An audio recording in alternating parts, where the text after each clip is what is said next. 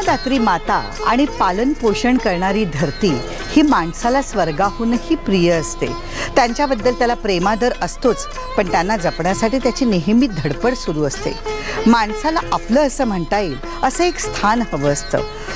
स्थिर हा शब्द स्थावर या शब्दाशी जोडून येतो, म्हणूनच आपण स्थिर स्थावर जीवन असं म्हणतो।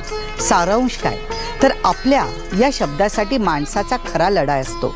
त्या पलीकडे जाऊनही निस्वार्थी होणं म्हणजे संतांच्या पंक्तीत जाऊन बसणं। पण प्रत्येकामध्ये ही कुवत असतेच असं नाही।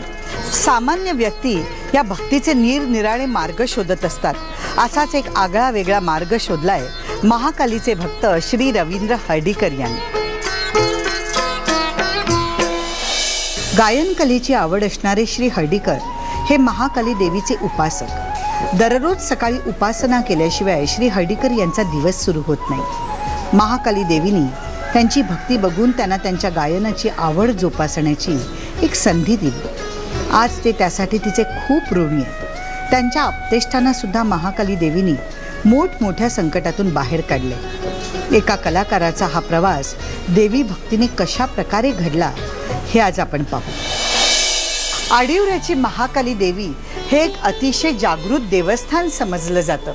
एकेकाळी वत्स गोत्री जोशी महाजन घराण्यातील पुरुषांनी हे देवस्थान ऊर्जितावस्थेत आणलं अशी दंतकथा आहे। राजापूर तालुक्यात असलेलं आडिवरे हे गाव राजापूर गावापासून 28 किलोमीटरवर आणि रत्नागिरीपासून 39 किलोमीटर लांब आहे। हे स्थान स्वयंभू असल्यामुळे इथे श्री चंडाचे स्थान नाही।